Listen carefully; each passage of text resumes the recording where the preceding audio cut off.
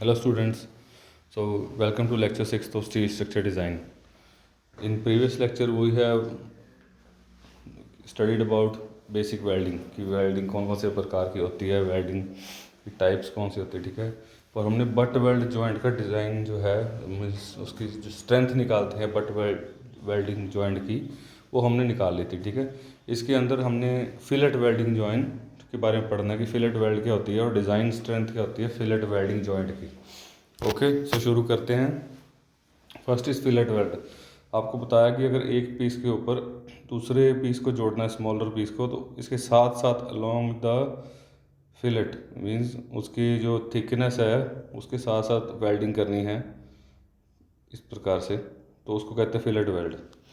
So when two members overlap are joined by welding is called fillet weld. Okay, जब overlap होता है ना, अगर बराबर मेंबर्स भी हैं इसके ऊपर ऐसे, तो ये वाली वेल्डिंग होएगी, इसको फिलेट वेल्ड कहते हैं, ठीक है, ओवरलैपिंग में। It is also known as lap weld. इसको लैप वेल्ड इसलिए कहते हैं।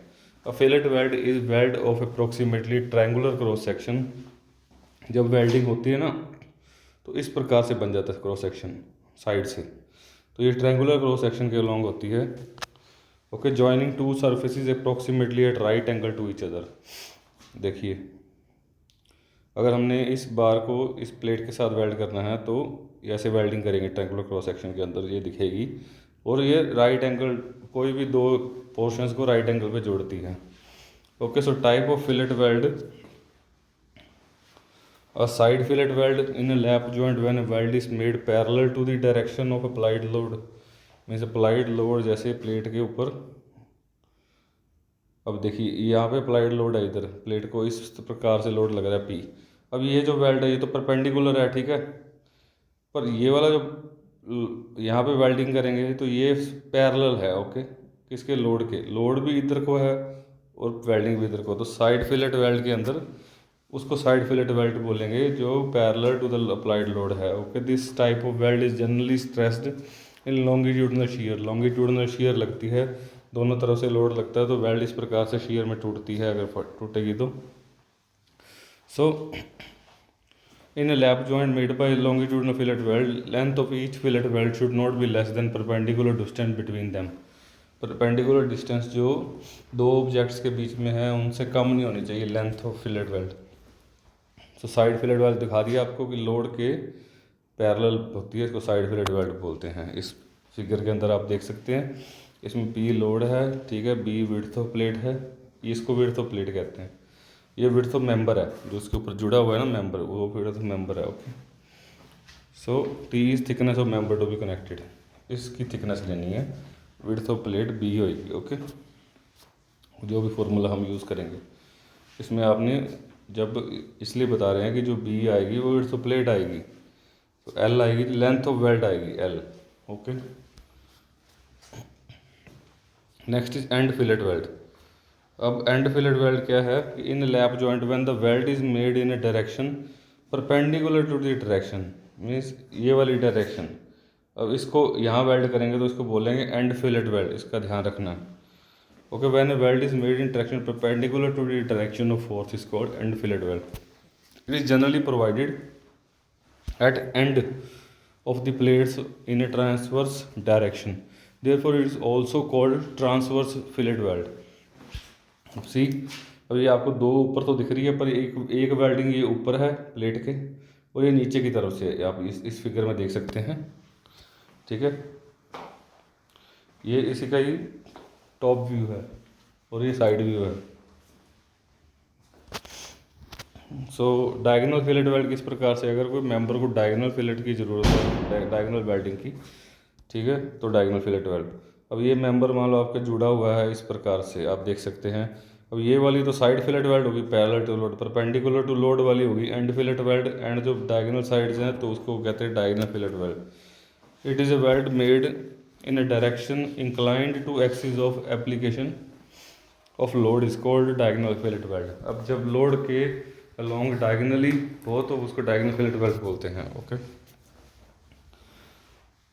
साइज ऑफ फिलेट वेल्ड, अब हम टेक्निकल टर्म्स यूज़ करेंगे जो न्यूमेरिकल्स के अंदर यूज़ आएंगी, तो कौन कौन सी होती है। First is size of fillet weld. The length of either sides of the right angled isosceles triangle in the cross section. अब देखिए हम इसको राइट एंगल ट्रायंगल ही मानेंगे, इस वेल्डिंग के जो पार्ट है इसको, इसके अंदर थिक जो इसकी थिकनेस होगी इस ट्रायंगल की, मान लो ये एक वेल्डिंग पार्ट आया, हम इसको इस प्रकार से राइट एंगल ट्रायंगल मानेंगे। ओके, अब जो ये वाली थिकनेस होगी टी, तो इसको क्या कहेंगे हम, थ्रोट थिकनेस, इसकी throat thickness. So the length of either sides of right angle isosceles triangle cross section of fillet weld is denoted by S. अब ये वाली पार्ट होगी, लेंथ होगी इस साइड की या फिर इस साइड की, तो उसको एस बोल देंगे। ओके, तो ये इसके बराबर ही होगी ना मेंबर के। तो next where triangle ABC is isosceles triangle AB is equal to BC size of weld। AB and BC are also known as fusion zone। इनके ऊपर वेल्ड होगा तो हीट भी इन्हीं पे लगेगी मेंबर्स पे, तो इसको फ्यूजन जोन भी कह देते हैं। ठीक है, फ्यूजन क्या होता है कि दो मेंबर जब आपस में जुड़ते हैं, ठीक है, एक से लग जाते हैं उसके बाद, तो उनको फ्यूजन कहते हैं आपस में। ओके, जैसे एक छोटा मॉलिक्यूल और दो छोटे मॉलिक्यूल बड़ा मॉलिक्यूल बना देते हैं आफ्टर फ्यूजिंग, तो उस प्रोसेस को फ्यूजन कहते हैं। और एक प्रोसेस होता है फिजन, FIAAN, मीन्स जब एक बड़ा मॉलिक्यूल दो मॉलिक्यूल में टूटता है छोटे छोटे, मीन्स कि एक मेंबर को दो मेंबर में डिवाइड किया जाता है, इट्स फिजन। सो BD क्या हो जाएगी, थ्रोट थिकनेस, मीन्स इस ट्रायंगल के अंदर, जैसे ये वेल्ड है तो इस ट्रायंगल के अंदर हमने ट्रायंगल माना है इस वेल्डिंग को, फिलेट वेल्ड को, तो ये वाली है, हम इसको B मान लेते हैं, इसको A और इसको C। तो जो BD है ये हो जाएगी थ्रोट थिकनेस, AB BC क्या हो जाएंगे, size of weld S। Okay, point B is known as root of fillet weld. जो पॉइंट B होगा वो क्या हो जाएगा, रूट ऑफ फिलेट वेल्ड। वो जो है क्योंकि वहाँ तक वेल्डिंग चाहिए, minimum and maximum size of fillet weld. Previous lecture में आपको ये भी बताया था कि फुल पेनिट्रेशन होगी, ठीक है, तो थिकनेस ऑफ थिनर प्लेट के बराबर लेंगे साइज ऑफ वेल्ड, किसमें, बट वेल्ड जॉइंट के अंदर। और जब थिकनेस ऑफ, जब फिलेट साइज ऑफ वेल्ड हम लेंगे 5/8 into thickness of thinner plate, जब क्या होगी, पार्शियल पेनिट्रेशन, मीन्स पूरा पेनिट्रेट नहीं होएगा मेंबर में वेल्ड के, और that was for the butt weld joint. Okay, ये बात ध्यान रखनी। अब क्या पढ़ रहे हैं हम, fillet weld joint. So minimum size of weld, इसके अंदर साइज क्या लेंगे, अब thickness of the thicker member के हिसाब से, ये बात याद रखनी, थिकनेस ऑफ थिकर मेंबर, उसमें थिनर प्लेट्स यूज़ की थी, इसमें थिकर मेंबर के हिसाब से ही साइज ऑफ वेल्ड लेंगे। सो अप टू, अगर 10 mm थिकनेस है तो 3 mm ऐसे ले लेंगे साइज ऑफ वेल्ड, अगर 10 से 20 mm की प्लेट है या मेंबर है तो 5 mm, मीन्स मेंबर या प्लेट में से जो भी थिकर है उसको लेंगे। ओके, सो अगर 20 से 32 है प्लेट की थिकनेस या मेंबर की, तो 6 mm वेल्ड, और 32 से 50 है तो 8 mm first run of weld and बाकी का 10 mm। ओके, ऐसे। So maximum size of weld, maximum size कितना, for square edge minimum size of fillet weld apply to square edge should not exceed thickness of edge -1.5, means thickness of edge जो होगी किसी भी member की -1.5, इससे increase नहीं होना चाहिए, इससे कम नहीं होना चाहिए। For rounded toe, for rolled steel section, अगर गोल सेक्शन है उसका टो राउंडेड है तो मैक्सिमम साइज क्या होएगा, शुड नॉट, इससे ज़्यादा नहीं होना चाहिए 3/4 into thickness of rounded toe. Rounded toe की जितनी भी थिकनेस है उससे ज़्यादा नहीं होना चाहिए 3/4 into thickness of rounded toe. So large size weld जो होते हैं उनको ज़्यादा लेयर्स चाहिए होती हैं, तो मल्टीपल लेयर्स में वेल्डिंग करनी होती है। Okay, means after every run of welding chipping and cleaning will be required for proper bond. ठीक है, उस वेल्ड को रेग मार्क से साफ करके फिर दूसरी वेल्ड की लेयर चढ़ेगी। Okay, so it increase the cost of weld. Large size operation के अंदर हम अदर मेथड यूज़ कर सकते हैं जोड़ने के, अगर पॉसिबल हो तो, जैसे नट बोल्ट लगा सकते हैं, ठीक है, रिबट लगा सकते हैं। So considering the volume of welding, smaller size weld will be cheaper than a large weld for same strength. वैसे हम देखते हैं कुछ बड़ी चीज़ जुड़वानी हो तो जो वेल्डिंग वाला होता है जगह जगह पे थोड़ी थोड़ी दूर टांके लगा देता है, मीन्स वो पूरी वेल्डिंग नहीं करता, क्योंकि उसको पता है कि इसकी कॉस्ट बढ़ जाएगी और it will be not feasible to weld these materials. So throat thickness of fillet weld, throat thickness T small कितना लेंगे, जो आपको बी डी डिस्टेंस बताया, ये वाला डिस्टेंस, तो थ्रोट थिकनेस विल बी 0.7, जितना भी साइज ऑफ वेल्ड दिया, आपको साइज ऑफ वेल्ड लेना बता दिया पिछले स्लाइड के अंदर। अब 0.7 into S, size of weld से 0.7 को मल्टीप्लाई कर देंगे, that will B throat thickness. Okay, so constant के की वैल्यू, अब के जो है कांस्टेंट, के इंटू साइज ऑफ वेल्ड लेंगे ना, तो हम साइज ऑफ वेल्ड जो के है कांस्टेंट, उसको हम 0.7 मान के चलते हैं। पर के चेंज कब होता है, जब एंगल बिटवीन फ्यूजन फेस, अब तो 60 to 90 डिग्री वाला लेते हैं ना हम, ये एंगल 60 है, ये 90 है, तो 0.7 लेते हैं। अगर 91 to 100 हो जाएगा, एंगल चेंज होता है, थोड़ा चौड़ाई होती है, जैसे इस प्रकार से मेंबर जुड़े हुए हैं, तो उस प्रकार जितना एंगल है इसके अंदर उस हिसाब से 106 है तो 0.6 मीन्स के कम होता रहेगा अगर एंगल बढ़ता है। Okay, and next is effective length of fillet weld. Effective length क्या होगी इसकी, effective length of fillet weld is equal to overall length minus twice the weld size. Okay, means overall length जो भी है उसमें से माइनस कर देंगे twice the size of weld, 2 into S minus कर देंगे ओवरऑल लेंथ में से, तो that will be L effective. Effective length of fillet weld design to resist loading should not be less than 4 times the weld size. Weld size 4 times से कम नहीं होना चाहिए। मान लो हमारा वेल्ड साइज 4.2 mm है, 3 mm है या 5 mm है, उसको 4 से अगर 20 mm से उसकी लेंथ कम नहीं होनी चाहिए इफेक्टिव लेंथ। ओके, ये बात याद रखनी। एंड रिटर्न क्या होता है, अब देखो हमने वेल्डिंग में जोड़ दिया, पर कुछ एक्स्ट्रा उसको होल्ड करने के लिए हम थोड़ा सा वेल्ड इधर भी करेंगे और इधर भी करेंगे, उस चीज़ को हम एंड रिटर्न कहते हैं। तो whenever fillet weld is provided at sides और ends, it must be returned around the corner. उसको रिटर्न करना है मीन्स थोड़ा सा एक्स्ट्रा भी जोड़ना है ताकि वो पकड़ बनाए रखे। सो फॉर डिस्टेंस कितना होना चाहिए, not less then twice the size of weld. 2s तो करना ही करना है ना वेल्ड, मीन्स 2s ऐसे, 2s और ऐसे भी 2s, मीन्स एंड रिटर्न की वैल्यू कितनी हो जाएगी, 2s। ओके, सो ओवरलैप कितना, overlap in A lap joint overlap should not be less then 5 times the thickness of thinner plate. अब कितना ओवरलैप करना है, मतलब प्लेट को कितना आगे तक लेके आना है वेल्ड करने के लिए, तो 5 टाइम्स से not less then 5 times the thinner plate thickness 5t। 10 mm है तो 50 mm से कम ओवरलैप नहीं देना। Okay, side fillet.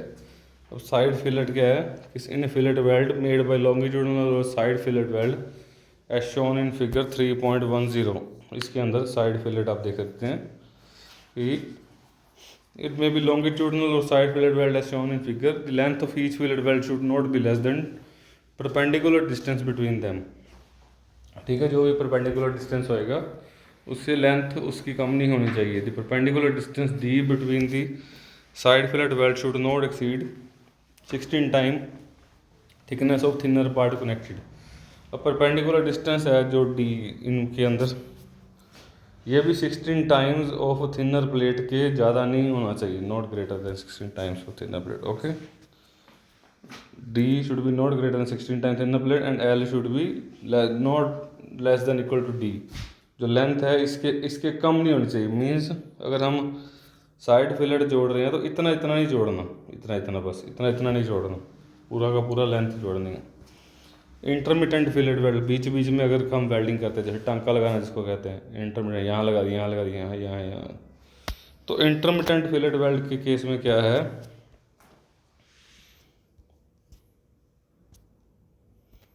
देखिए, which is provided in small sizes and at intervals is known as intermediate fillet weld. This type of fillet weld may be used when the length of the smallest size fillet weld required to transmit stress is less than continuous length of joint. Any section of intermittent fillet weld should have an effective length जो होनी चाहिए उसकी length effective L effective कितने, not less than 4 times the size of weld और 40 mm। Okay, which ever is greater. यहाँ तो L effective should not be less than 4 times S और 40 mm, जो भी ज़्यादा आएगी वैल्यू इंटरमीडिएट फिलेट वेल्ड के अंदर। ठीक है, ये बात ध्यान रखनी है। अब clear spacing between the ends and effective length of intermittent fillet weld should not exceed 12T। Spacing जो होती है इनके अंदर, अब ऐसे एक टांका लगाना है फिर दूसरा, उसमें स्पेसिंग जो चाहिए हमें वो 12T should not exceed 12T से ज़्यादा नहीं होनी चाहिए। ओके, मीन्स अगर 10 mm थिकनेस है तो 120 mm से ज़्यादा स्पेसिंग नहीं होनी चाहिए। And 16T for tension and in no case should be more than 20 mm। 20 mm से तो ज़्यादा होनी ही नहीं चाहिए। Okay, chain intermittent welding is to be preferred to staggered intermittent welding as shown in figure. Okay, chain intermittent welding से ज़्यादा chain intermittent welding ही प्रेफर की जाती है, स्टैगर्ड नहीं प्रेफर की जाती। मीन्स एक ही सीध में इंटरमिटेंट वेल्डिंग होनी चाहिए। ऐसे जैसे ये मेंबर के ऊपर ये वाला मेंबर जोड़ना है तो चेन में होना चाहिए, ना कि ऐसे एक इधर फिर एक इधर, ऐसे नहीं वेल्डिंग होनी चाहिए। ओके, तो स्ट्रेंथ कितनी होती है फिलेट वेल्ड जॉइंट की? हमने बट वेल्ड जॉइंट की प्रीवियसली, बट वेल्ड जॉइंट इस प्रकार से था कि एक प्लेट आमने सामने है, उसके ऊपर कवर प्लेट्स हैं, उनको वेल्डिंग की हुई है। ओके, सो इसके अंदर या फिर दो मेंबर ऐसे हैं, उसके सेंटर में वेल्डिंग की हुई है। ठीक है, सिंगल वी, डबल वी, इस प्रकार से हमने पिछले लेक्चर में किए थे। नहीं देखा तो आप देख सकते हैं। नेक्स्ट, स्ट्रेंथ कितनी होगी फिलेट वेल्ड जॉइंट की? So fillet weld are designed for shear stress at minimum section. Okay, so throughout of the weld permissible stress in the fillet weld is 108 MPa। permissible stress है इतनी। strength of fillet weld is taken, क्या होता है permissible stress tau VF कितना लेंगे इसके अंदर? 108। याद रखना है आपको, न्यूटन पर mm square. Okay, so strength कितनी होगी? tau VF into L into T. So ये फॉर्मूला रट लो। Okay, tau VF into L into T means length, thickness और tau VF। तो स्ट्रेंथ आ जाएगी न्यूटन के अंदर फिलेट वेल्ड जॉइंट की। tau VF देखो, tau VF किस में होता है? न्यूटन पर mm स्क्वायर। हम यूनिट बनाते हैं, न्यूटन कैसे आएगा? न्यूटन पर mm स्क्वायर में होता है tau VF इंटू लेंथ किस में होती है? mm में। ओके, कितने mm का मेंबर है? 40 mm, 120 mm। And T thickness कितनी होती है? mm में 10 mm का। अब mm और mm, ये वाला mm और ये वाला mm क्या बना देगा? mm square. mm स्क्वायर से mm स्क्वायर कट जाएगा, आंसर न्यूटन में आ जाएगा, स्ट्रेंथ न्यूटन में। ओके, अगर इस प्रकार से आती है 108,410 न्यूटन, तो उसको 1 2 3 डेसिमल, यहाँ डेसिमल लगाओगे 1000 से डिवाइड करके तो कितनी आ जाएगी? 108 समथिंग किलो न्यूटन। ओके, इस प्रकार से स्ट्रेंथ निकालते हैं। ये न्यूमेरिकल करो। इसके अंदर देखिए, calculate the effective throat thickness of following weld. Effective throat thickness चाहिए, अब निकालना क्या है? स्मॉल टी निकालना है, जो उसने कैलकुलेट पूछा है। स्मॉल टी होता क्या है? 0.7S। ओके, निकालना small t. So 2 plates joint by 8 mm fillet weld. 2 plates हैं 8 mm फिलेट वेल्ड से ज्वाइन की गई हैं। ओके, साइज ऑफ वेल्ड आ गया, स्मॉल टी निकाल सकते हैं, simple. 2 plates joint by 10 mm fillet weld. अब साइज ऑफ वेल्ड के 8 mm। इफेक्टिव थ्रोट थिकनेस कितनी होती है? आप टी का बताया 0.7S, 0.7 इंटू एस। अब 0.7 इंटू 8 करेंगे तो टी आ गया 5.6, ये आंसर। नेक्स्ट केस में 0.7 into 8 5.6। Okay, next is 10 mm वाले जॉइंट के अंदर